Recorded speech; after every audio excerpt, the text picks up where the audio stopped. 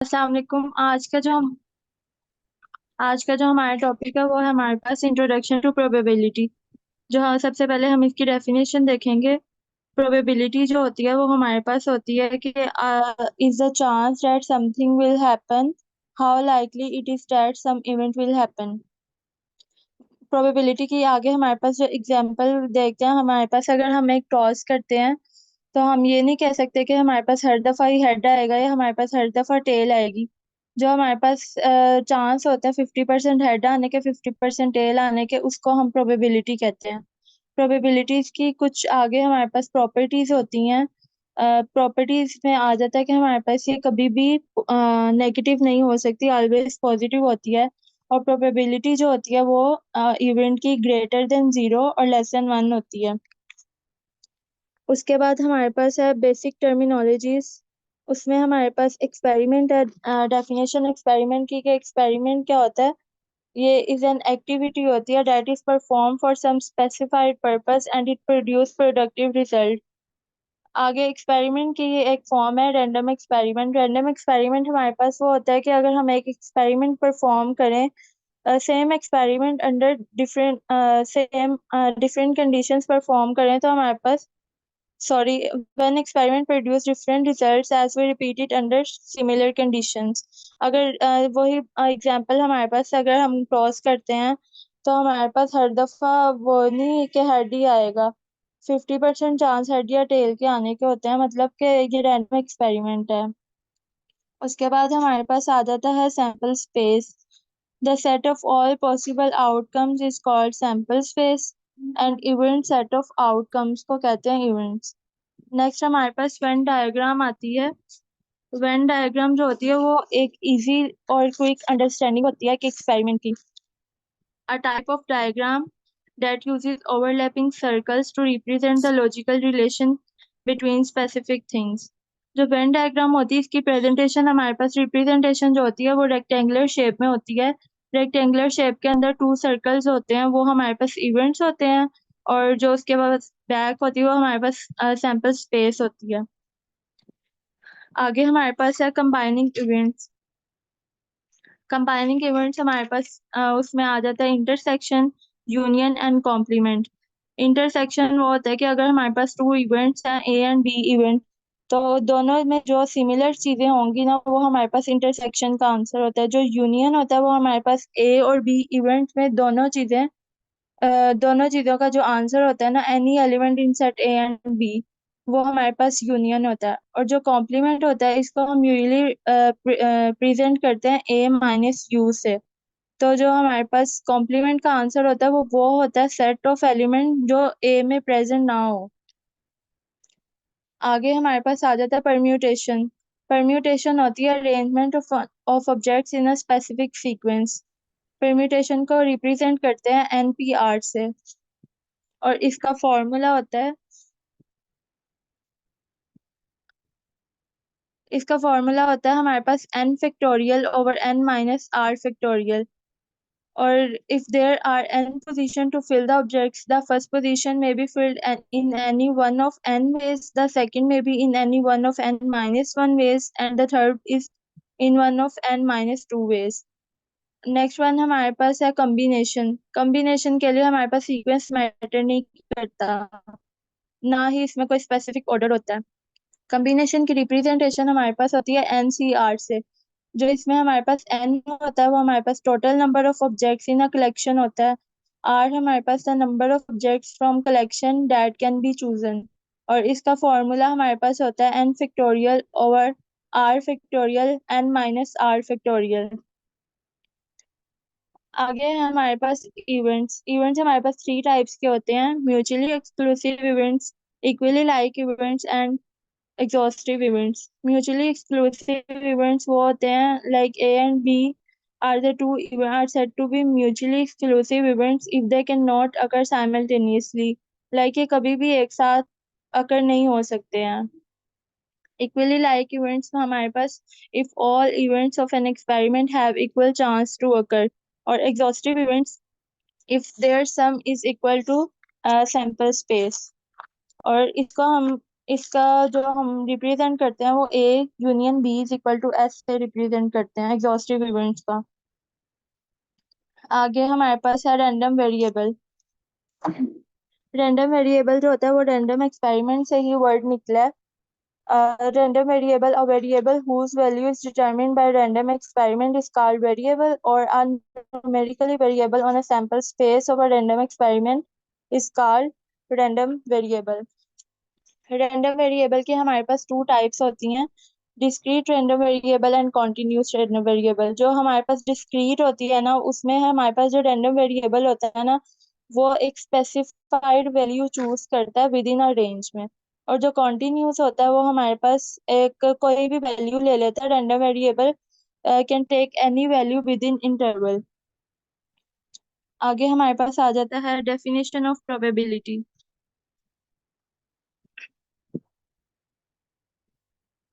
The definition of probability can be classified under two different approaches। Subjective approach हमारे पास होती है और एक ऑब्जेक्टिव अप्रोच होती है। जो सब्जेक्टिव अप्रोच होती है ना, उसमें decision based on some personal experience करता है। और जो ऑब्जेक्टिव अप्रोच हमारे पास होती है वो decision based on facts and figures. Objective approach को दो तरह से क्लासिफाई किया जाता है। एक उसका क्लासिकल डेफिनेशन होती है और एक रिलेटिव फ्रीक्वेंसी डेफिनेशन होती है। जो क्लासिकल डेफिनेशन होती है ना, उसका फॉर्मूला हमारे पास P is equal to m over n. और जो रिलेटिव फ्रीक्वेंसी डेफिनेशन है उसका हमारे पास फॉर्मूला आ जाता है limit P is equal to m over n. आगे हमारे पास कुछ टर्म्स हैं प्रोबेबिलिटी में, sure event, impossible event and uncertain occurrence. जो हमारे पास श्योर इवेंट होता है वो हमारे पास परफेक्ट लेवल ऑफ सर्टेनिटी होता है और इसकी प्रोबेबिलिटी 1 होती है। इसका मतलब कि इवेंट हर हाल में होना ही होना है। Impossible event, there is impossibility, probability 0 होती है। अनसर्टेन अकरेंस होता है वो there is uncertainty, probability is between 1 and 0। और मैम मैंने आगे वो मैं लिखना भूल गई थी। आगे प्रोबेबिलिटीज के कुछ लॉज होते हैं। एडिशन लॉ ऑफ प्रोबेबिलिटी होता है और मल्टीप्लिकेशन लॉ होता है।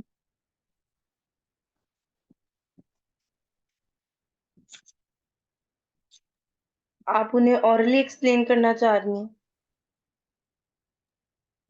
मैम उसका आगे फॉर्मूला ही है पी, वो इंटरसेक्शन, लाइक अगर एडिशन लॉ ऑफ प्रोबेबिलिटी है तो उसको हम रिप्रेजेंट किस तरह करते हैं, वो P A इंटरसेक्शन B, तो आगे उसको हम is equal to PA plus PB इस तरह कर देते हैं।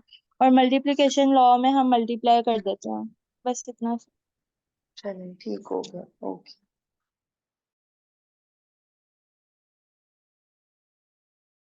के अंदर थोड़ा सा लाउडली बोलना आपने। पॉइजन डिस्ट्रीब्यूशन मेरा आज का टॉपिक था। पॉइजन डिस्ट्रीब्यूशन के बारे में हमने ये पढ़ा था कि आपके पास जैसे नबीना ने पहले बताया कि हमारे पास ये रैंडम डिस्क्रीट वेरिएबल्स जो हैं उनके ऊपर बेस होती है और French mathematicians S T Poisson के नेम के ऊपर इसको रखा गया है। और दो कंडीशंस हैं जिसमें हम लोग ये प्रोबेबिलिटी जो पॉइजन डिस्ट्रीब्यूशन है ये लगाते हैं। वो दो कंडीशंस मतलब हमें क्वेश्चन में किस तरीके से नजर आएगा कि इसमें बायनॉमिनल नहीं लगानी, इसमें हमने पॉइजन डिस्ट्रीब्यूशन लगानी है। तो ये कि एक तो आपके पास प्रोबेबिलिटी इवेंट जो होगा वो बहुत स्मॉल होगा और जो नंबर ऑफ ट्रायल्स हैं वो बहुत ज्यादा होंगे। Used to determine the probability of the rare events.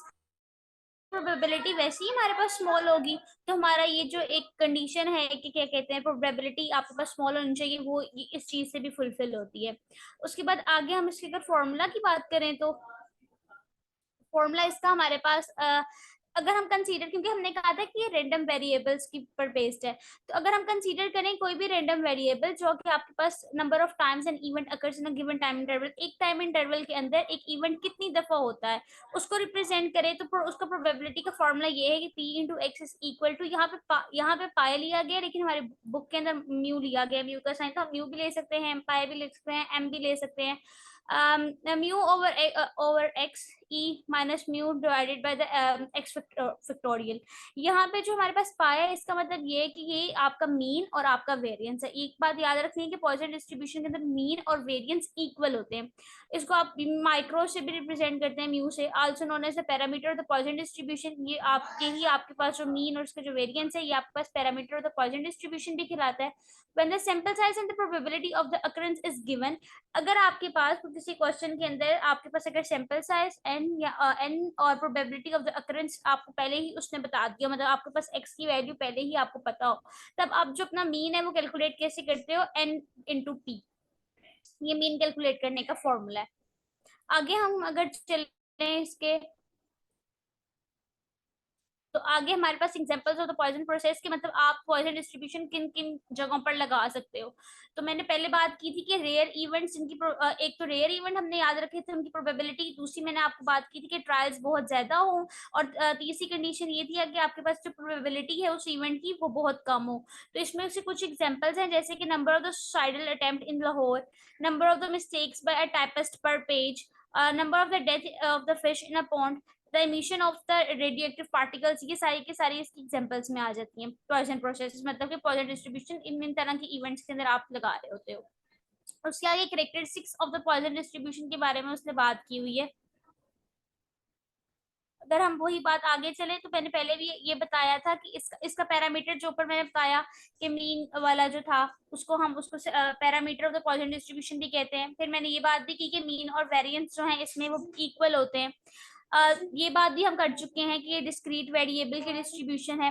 It is a limiting form of the binomial distribution. इसकी बात करें तो बायनोमियल डिस्ट्रीब्यूशन उन चीजों पर नहीं लग सकती जो मतलब जो लार्जर ट्रायल्स हो, मतलब 1,00,000 2,00,000 या इससे ज्यादा के ऊपर तो हम बायनोमियल डिस्ट्रीब्यूशन को मैन्युअली कैलकुलेट करके नहीं लगा सकते। It is applicable when p is very small and n is very large. वही बात, प्रोबेबिलिटी आपके पास बहुत कम होती है और सैंपल साइज आपके पास जो इवेंट्स होते हैं वो बहुत लार्ज होते हैं, ट्रायल्स आपके पास बहुत लार्ज होते हैं। आगे अगर हम इसकी एक एग्जांपल डिस्कस करें, तो वो बुक से एग्जांपल ली गई है कि in LCS on the average of the 3 patients receive per minute, मतलब 1 मिनट के अंदर 3 पेशेंट रिसीव होते हैं, मतलब ये हमारे पास मीन हो गया।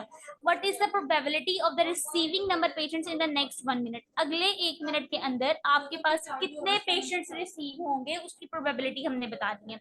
तो मतलब हमारे पास जो मीन था वो हमें उसने बता दिया था कि 3 है, प्रोबेबिलिटी हमने फाइंड करनी थी, ऊपर हमने फॉर्मूला पढ़ा था p इंटू एक्स, यहाँ पे ये जो माइनस यू आगे लिखा हुआ है ना, ये बेसिकली हमारे वो रेस टू पावर है। यहाँ पे फॉर्मूला मैन्युअली मुझसे नहीं सही से लिखा जा रहा था मैम। तो e raise to power minus mu into mu raise to power x over x factorial.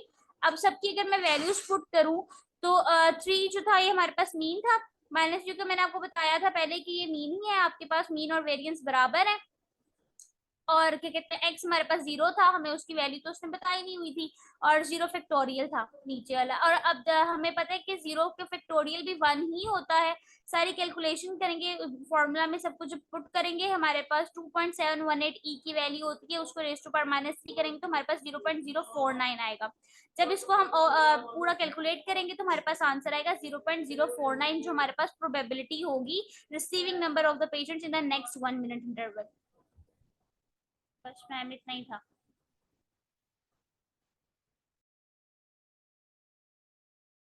आज है नॉर्मल डिस्ट्रीब्यूशन पे। सबसे पहले हिस्ट्री है नॉर्मल डिस्ट्रीब्यूशन की।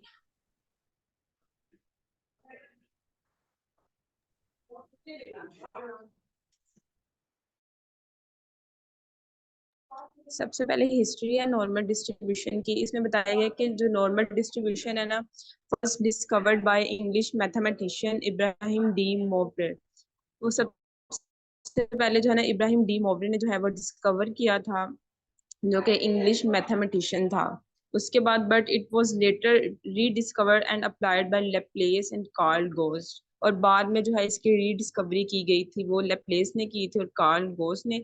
और इसी वजह से जो है नॉर्मल डिस्ट्रीब्यूशन को हम गॉसियन डिस्ट्रीब्यूशन भी कहते हैं, कार्ल गोस के जो है नेम पे रखा गया है। तो जो नॉर्मल डिस्ट्रीब्यूशन है उसका दूसरा नाम है गॉसियन डिस्ट्रीब्यूशन। उसके बाद है what is normal distribution statistics.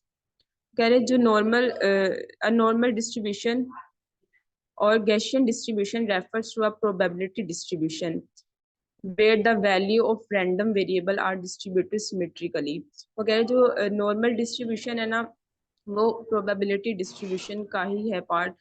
इसमें क्या होता है कि जो रैंडम वेरिएबल है ना उनकी वैल्यूज को हम डिस्ट्रीब्यूट करते हैं symmetrically. These value are equally distributed on the left and right side of the central tendency। जब हम ग्राफ बनाते हैं नॉर्मल कर्व उसके सेंटर में मीन आता है और राइट साइड पे और लेफ्ट साइड पे जो डाटा होता है वो वैल्यू जो होती है वो इक्वली डिस्ट्रीब्यूट होती है ग्राफ में। Thus a bell shape curve is form और इसमें जो शेप बनती है वो बेल शेप होती है। और इसमें एग्जांपल आ जाती है हम ब्लड प्रेशर ऑफ पेशेंट ये चेक कर सकते हैं, temperature of patient, height, weight, इस तरह के जो है ना रैंडम वेरिएबल को हम जो है वो देख सकते हैं। उसके बाद है नॉर्मल डिस्ट्रीब्यूशन का जो फॉर्मूला है उसमें आ जाता है the probability density function of a random variable is given by f x की जो वैल्यू है वो is equal to 1/, sigma √2 pi into e raised to power -1/2 x minus mu over sigma और होल स्केयर है। इसमें जो x है वो वेरिएबल है जिसे हमने फाइंड करना है और जो म्यू है वो मीन है और सिग्मा जो है वो इसमें स्टैंडर्ड डेविएशन है और जो e है वो नेचुरल लॉगरिथम है और इसकी वैल्यू जो है वो कैलकुलेटर पे अवेलेबल होती है 2.7183।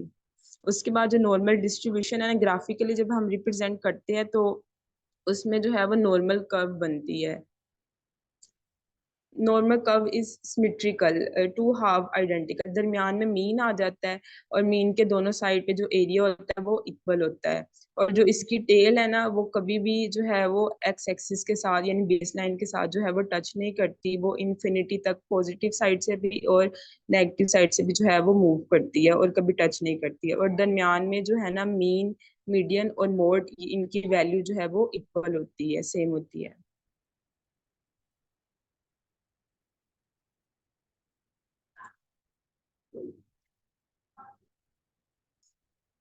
और जब हम ये कर्व बनाते हैं नॉर्मल कर्व तो जो है प्रोबेबिलिटी जो है वो 100% होती है।